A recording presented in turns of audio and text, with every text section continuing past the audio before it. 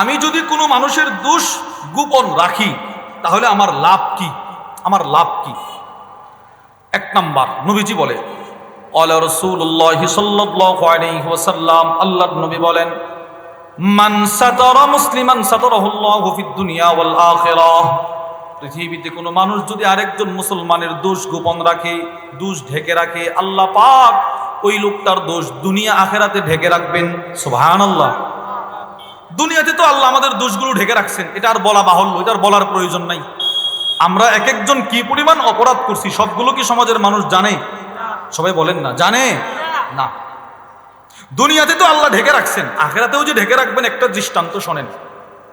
বুখারীর বর্ণনা, ওয়া আন সাফওয়ান ইবনে মুহরিজিল মাযিনি রাহিমাহুল্লাহু তাআলা আনহু ক্বাল, হযরত সাফওয়ান ইবনে মুহরিজ আল মাযিনি বলেন, বাইনামা আমশি মা আব্দুল্লাহ ইবনে উমর, বিখ্যাত তাবী সাফওয়ান বলে, একদিন আমি নবীজির সাহাবী হযরত আব্দুল্লাহ ইবনে উমরের সাথে রাস্তা দিয়ে হাঁটতেছিলাম। ইযা আরাদা আলাইনা রাজুলুন, এক ব্যক্তি আমাদের সামনে আইসা এইভাবে দাঁড়াইছে। হযরত উমর আব্দুল্লাহ ইবনে উমরের রাস্তা বন্ধ করে দিয়েছে। এবার হযরত আব্দুল্লাহ ইবনে উমরকে সে প্রশ্ন করলো, কাইফা সামি'তা রাসূলুল্লাহ সাল্লাল্লাহু আলাইহি ওয়াসাল্লাম ইয়াকুলু ফিন নাজওয়া। ও আব্দুল্লাহ ইবনে উমর, আল্লাহ পাক, আল্লাহর নবীর একটা হাদিস আছে। হাদিস কি হাদিস? যে নবীজি বলছে আল্লাহ পাক হাসরের ময়দানে এক বান্দার সাথে গোপনে গোপনে কথা বলবেন। ওই হাদিসটাকে আপনি জানেন? নবীর কাছ থেকে শুনছেন কিনা? হ্যাঁ শুনছি। ওই হাদিসটা আপনার কাছ থেকে আমি শুনতে আসছি, যদি একটু হাদিসটা আমারে বলতেন, কি সেই গোপন কথা হবে? তখন আব্দুল্লাহ ইবনে ওমর বলেন, সামি'তু রাসূলুল্লাহ সাল্লাল্লাহু আলাইহি ওয়াসাল্লাম ইয়াকুল, আমি আল্লাহর নবীর কাছ থেকে শুনেছি, আল্লাহর রাসূল বলেন, ইন্নাল্লাহ তাআলা ইউদনিল মুমিন ফায়াদউ আলাইহি কানাফাহু ওয়া ইয়াসতুরুহু রাব্বুহু। আল্লাহ পাক হাসরের কঠিন ময়দানে একজন মুমিনকে আল্লাহ পাক আল্লাহর খুব কাছাকাছি নিয়ে আসবেন।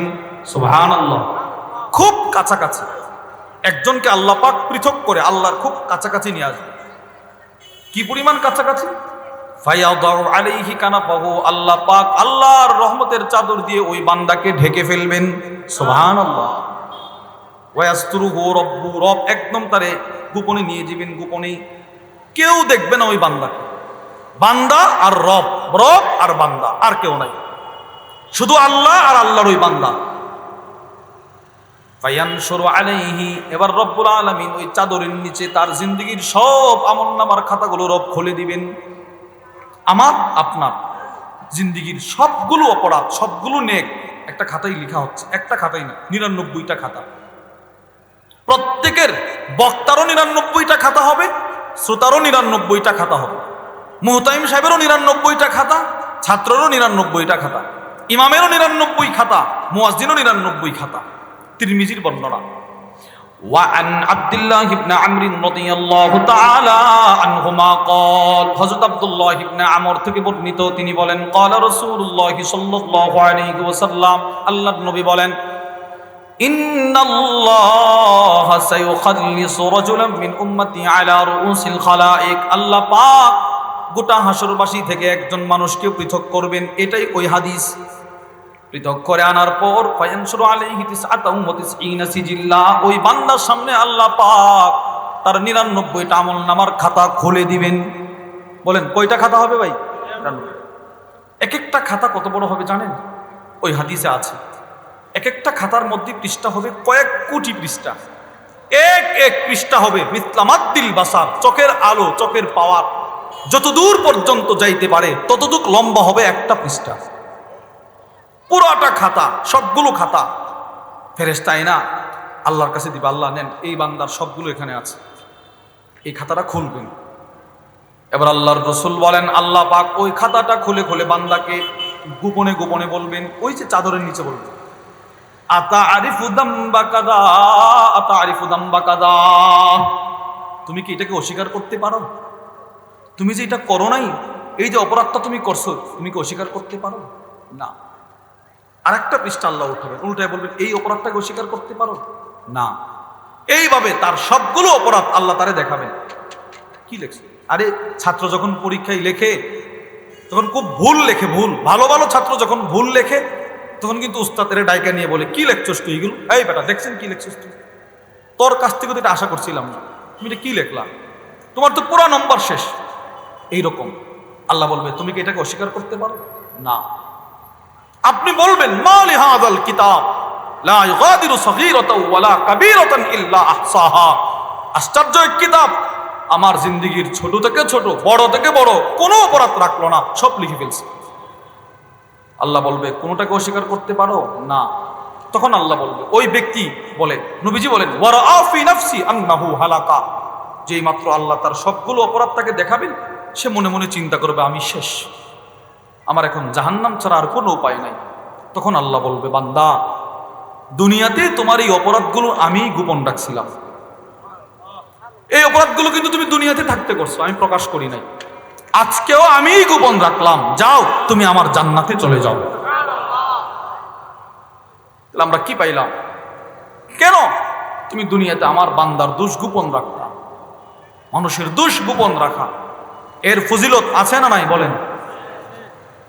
তাহলে প্রিয় ভাইরা আমার, আমরা এতক্ষণ আলোচনার দ্বারা কি বুঝলাম? ইসলামের শিক্ষা মানুষের দোষ প্রকাশ করা না গোপন রাখা? সবাই বলেন, প্রকাশ করা না গোপন রাখা? গোপন রাখা। তবে সকলের দোষ গোপন রাখা ইসলামের শিক্ষা নয়। দুই দলের মানুষের দোষ প্রকাশ করা ইসলাম বলে ফরজ। একদল যারা মুসলমানদের লেবাস পরিধান করে মুসলমানদের ঈমান চুরি করতে চায়, আরেক দল যারা গুনাহকে গুনাহই মনে করে না, চ্যালেঞ্জ ছোট ছোট গুনাহ করে, এদের দোষ প্রকাশ করা ফরজ। আমি এই দোষ গোপন রাখার এই সিফতটা কেন অর্জন করব? সর্বশেষ পয়েন্ট, আমি কেন মানুষের দোষ গোপন রাখবো? এর উত্তর হলো, আপনার নবীজির সিফত ছিল মানুষের দোষ গোপন রাখা। নবীজি সাল্লাল্লাহু আলাইহি ওয়াসাল্লাম 63 বছরের জিন্দেগিতে নবীজি কখনো কারো দোষ প্রকাশ করে নাই। সুবহানাল্লাহ, নবীজি কখনো কারো দোষ প্রকাশ করেন না, কখনো দোষ প্রকাশ করেন না। আম্মা জান আয়েশা আস-সিদ্দিকা রাদিয়াল্লাহু তাআলা আনহা থেকে বর্ণিত, তিনি বলেন কানা রাসূলুল্লাহ সাল্লাল্লাহু আলাইহি ওয়াসাল্লাম ইযা বালাগাহু আনির রাজুলি আশ-শাই, নবীজির কানে যখন কারো ব্যাপারে কোনো দোষ পৌঁছতো, অমুকে ওই কাজটা করছে, অমুক ওই কাজটা করে নাই, এই অপরাধটা করছে, নবীজি কখনো বলতেন না এই মিয়া তুমি নাকি এই কাজটা করছো, তুমি নাকি এটা করো নাই, এরকম নবীজি কখনো বলতেন না। কেন? মানুষের সামনে তারে বললে তার দোষ প্রকাশ পাবে, তার সম্মানে আঘাত আসবে। আর এই কখনো কখনো কোনো সাহাবী নবীজির কাছে কান্নাকাটি কইরা আইসা দোষ প্রকাশ করতে চাইতো, নবীজি চেষ্টা করতেন সেজন্য নিজের দোষটা নিজে প্রকাশ না করে, নবীজি ধমক দিয়ে সরাইয়া দিতেন। মুসলিম শরীফের বর্ণনা, এক সাহাবীর নাম মাইজা আসলামী একটা অপরাধ করে ফেলছে, এই পরিমাণ অনুতপ্ত হইছে, নবীজির কাছে আসছে, এসে বলে ইয়া রাসূলুল্লাহ আমাকে পবিত্র করেন, তাহহিরনি, আমাকে পবিত্র করেন। নবীজি বলে যাও আল্লাহর কাছে ক্ষমা চাও, আমার দরবার থেকে চলে যাও, আল্লাহর কাছে ক্ষমা চাও। মানে তিনি একটা অপরাধ করছে, এই অপরাধটা নবীর কাছে আসছে যে ইয়া রাসূলুল্লাহ আমাকে পবিত্র করেন, আমি জিনা করে ফেলছি, আমাকে পাথরের আঘাতে হত্যা করেন, হত্যার মাধ্যমে দুনিয়া থেকে আমার দোষ মুক্তির ব্যবস্থা করে দেন, আখিরাতে যেন আমার শাস্তি ভোগ না করতে হয়। তো নবীজি বুঝছে ক্ষমা চাও, যেহেতু কেউ জানে নাই তুমি কি করছো, এটা এখানে বলারও দরকার নাই, আমার কাছেও বলার দরকার নাই, তুমি আল্লাহর কাছে ক্ষমা চাও। তো সাহাবী নবীজির ঘর থেকে, মুসলিম শরীফের বর্ণনা, একটু বের হয়েছে, একটু দূরে যাওয়ার পরে সাহাবী চিন্তা করলেন না, আবার নবীর কাছে আসছে, ওগো আল্লাহর নবী তাহহিরনি, আমারে পবিত্র করেন। নবীজি বলে তোমার একবার বললাম চলে যেতে, যাও তুমি আল্লাহর কাছে ক্ষমা চাও। তো তিনি আবার চলে গেছেন, একটু দূরে যাওয়ার পর আবার নবীর কাছে আসছে, ইয়া রাসূলুল্লাহ আমারে পবিত্র করেন। নবীজি বলেন তোমার না বললাম চলে যেতে, যাও। 3 বার নবীজি বিদায় করছে, চতুর্থবার আয়েশা বলে ইয়া রাসূলুল্লাহ আমারে পবিত্র করেন। তখন নবীজি নিরুপায় হয়ে বলে মা উতাহহিরু, কোন জিনিস থেকে তোমাকে পবিত্র করব? ফিমা উতাহহিরু, আর আমি কিসের থেকে তোমারে পবিত্র করব? সাহাবী বলে কি জানেন? মিনাজ জিনা, ওগো আল্লাহর নবী আমি জিনা করে ফেলছি, জিনা থেকে আমাকে বাঁচান, আমারে পবিত্র করেন। নবীজি তখনও তার দোষ ঢাকার জন্য দেখেন কি পন্থা অবলম্বন করে। নবীজি বলে আবিহি জুনুন, সব সাহাবাদের সামনে ওই লোক বলতেছে আমি জিনা করছি। নবীজি বলে এই লোকটা এমন পাগল হয়ে গেছে, পাগল, এমন পাগল হয়ে গেছে। ফাসবিরু আন্নাহু লাইসা বিমাজনুন, সাহাবারা বলে না ইয়া রাসূলুল্লাহ সে পাগল নয়, সে ভালো। নবীজি বলে তাহলে বোধহয় মদ পান করছে, মদ পান। দেখেন সুবহানাল্লাহ বলেন না। নবীজি একটার পর একটা কথা বলে তার দোষটা গোপন রাখতে চাইতেছে, সে বলে ফেলছে আমি জিনা করছি। নবীজি বলে সে বোধহয় পাগল, পাগল না হলে তো এইভাবে বলার কথা না। সাহাবী বলে আমি পাগল না, সব সাহাবারা বলে ইয়া রাসূলুল্লাহ সে পাগল না, সে সুস্থ। নবীজি বলে তাহলে মদ পান করছে। ফাকামা রাজুলুন, এক সাহাবী দাঁড়াইছে। ফাস্তান কাহামু, ওই সাহাবী আয়েশা তার মুখের কাছে নাক লাগায় টান দিছে, ঘ্রাণ নিছে, মদের দুর্গন্ধ আসে কিনা। ওই ইয়া রাসূলুল্লাহ, সে তো মদপান করে নাই, সে মদপান করে নাই। নবীজি সাল্লাল্লাহু আলাইহি ওয়াসাল্লাম সর্বশেষ বললেন, ঠিক আছে তাহলে তারে পাথরের আঘাত করো। এই হাদিসের এতটুকু অংশ দিয়ে আপনি কি বুঝলেন? নবীজি কিন্তু প্রথমেই বুঝছে, এরপরে নবীজি চাইছে সে আল্লাহর কাছে গোপনে তওবা করো, তার দোষটা প্রকাশ না করো। নবীজি মানুষের দোষ গোপন রাখতেন। হযরত সাহাবা ইকরাম রিদওয়ানুল্লাহি তাআলা আলাইহিম আজমাইন, ওনারাও মানুষের দোষ গোপন রাখতেন। সর্বশেষ একটা কথা বলে শেষ করে দিচ্ছি। আল্লামা আবুল ফরজ আব্দুর রহমান ইবনুল জাওজি রহিমাহুল্লাহ তার বিখ্যাত কিতাব সিফাতুস সফর মধ্যে লেখেন, একটা ঘরে নবীর এক সাহাবী উমর ইবনুল খাত্তাব, নবীর আরেকজন সাহাবী জারীর ইবনু আব্দুল্লাহ আল বাজালি একসাথে বসা, তাবিদের এক জামাত বসা, একসাথে বসা। বসার পর এক ব্যক্তি ওই ঘরের মধ্যে বৈঠকে বাতাস ছেড়ে দিছে, হাওয়া ছেড়ে দিছে, দুর্গন্ধ ছড়ায় পড়ছে। হযরত ওমর চিন্তা করলেন, এই কাজটা যে করছে তার আমি বলবো দাঁড়াও, গিয়ে উযু করো, যাও দাঁড়াও উযু করো।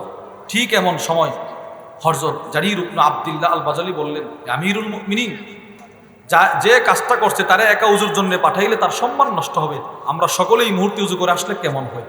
সাহাবারাও মানুষের দোষ গোপন রাখতেন, তাহলে আমরাও মানুষের দোষ গোপন রাখবো। বলেন ইনশাআল্লাহ, বলেন ইনশাআল্লাহ। আল্লাহ আমাদের সকলকে যে কথাগুলো বললাম সে কথাগুলোর উপর আমাকে আপনাকে সকলকে আমল করার তৌফিক দান করেন ইনশাআল্লাহ। এশারের নামাজের পর পর আমাদের সকলের শ্রদ্ধেয় ব্যক্তি আমাদের বড় ভাই হযরত মাওলানা মুফতি আনিসুর রহমান আশরাফি হাফিজাহুল্লাহ গুরুত্বপূর্ণ নসিহত পেশ করবেন। এরপরে আমাদের সকলের কাঙ্ক্ষিত মেহমান আমাদের শায়েখ দামাত বারাকাতুহুম আল্লামা মুফতি মুশতাকুন নবী কাসিমি হাফিজাহুল্লাহ হযরত বয়ান পেশ করবেন। আমরা ইনশাআল্লাহ এশারের নামাজ পড়ার পর আবার সকলে জমে জমে বসে যাব। আল্লাহ আমাদের সকলকে তৌফিক দান করেন।